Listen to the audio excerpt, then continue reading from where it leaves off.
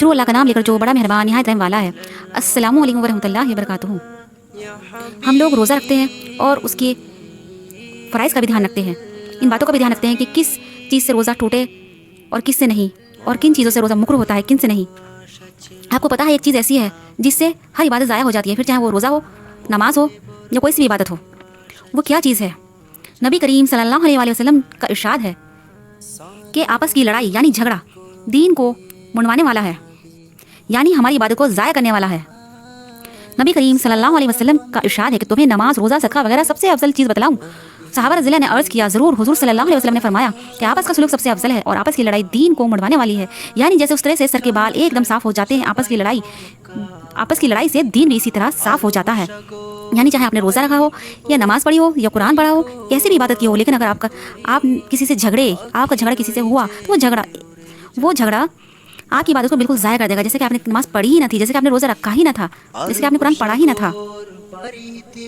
بہت سے دیندار لوگ ایسے ہیں جو اس بات سے بالکل بے خبر ہیں، جو لمبی لمبی تسبیح پڑھنے والے دین کے دعویدار بھی ہر وقت آپس کی لڑائی میں مبتلا رہتے ہیں۔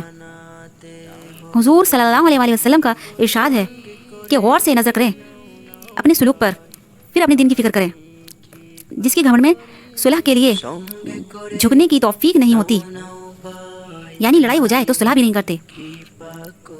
جس طرح حج پر جانے سے پہلے سب سے مل کر جاتے ہیں، روٹوں کو منا کر جاتے ہیں، سب سے معافی تلافی کر جاتے ہیں، اسی طرح رمضان آنے سے پہلے جن سے اختلافات ہو جاتے ہیں ان کو منانا ضروری ہوتا ہے، ان سے صلح کرنا ضروری ہو جاتا ہے۔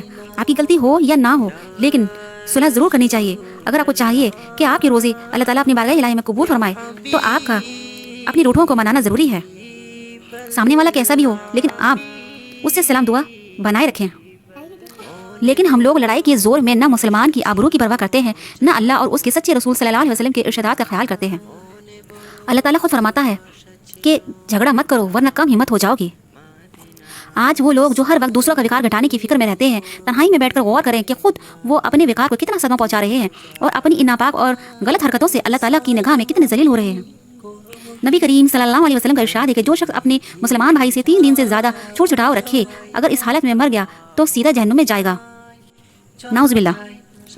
ایک حدیث میں ارشاد ہے کہ ہر پیر و جمعرات کے دن اللہ کی حضوری میں بندوں کے اعمال پیش ہوتے ہیں اور اللہ جل شانہ کی رحمت سے نیک اعمال کی بدولت مشرکوں کے علاوہ اور روحوں کی مغفرت ہوتی رہتی ہے، مگر جن دو میں جھگڑا ہوتا ہے ان کی مغفرت کے متعلق ارشاد ہوتا ہے کہ ان کو چھوڑے رکھو جب تک صلح نہ ہو، یعنی ان کی بخشش جب تک نہیں ہوگی جب تک کہ وہ جھگڑا ختم نہ کر دیں اور اپنے عزیزوں سے صلح نہ کر لیں۔ اور جو لوگ استغفار کرتے رہتے ہیں، ہر جمعرات کو اعمال کی پیشی ہوتی ہے، اس میں توبہ کرنے والوں کی توبہ قبول ہوتی ہے اور استغفار کرنے والوں کی استغفار قبول کی جاتی ہے، مگر آپس میں لڑنے والوں کو ان کے حال پر چھوڑ دیا جاتا ہے، یعنی جب تک وہ صلح نہ کریں گے ان کی نہ توبہ قبول ہوگی اور نہ ہی دعا قبول ہوگی۔ اس میں ہمارا کتنا نقصان ہے۔ اور اللہ تعالیٰ فرماتا ہے اس بندے کی دعا قبول نہیں ہوتی جو کسی سے کینہ رکھے، یہاں تک کہ اس بندے کی تو نماز بھی بالکل قبول نہیں کی جاتی جو کسی سے جھگڑا رکھے یا کینہ رکھے۔ جب نماز ہی قبول نہیں ہوتی، عبادت ہی قبول نہیں ہوتی، تو دعا کہاں سے قبول ہوگی، بخشش کہاں سے ہوگی؟ اللہ تعالیٰ فرماتا ہے کہ جو انسان تم سے تعلق نہ رکھے پھر بھی اسے جوڑے رکھو، وہ چاہے نہ چاہے اپنی سلام دعا برقرار رکھو۔ اللہ تعالیٰ دلوں کے مسائل خوب جاننے والا ہے۔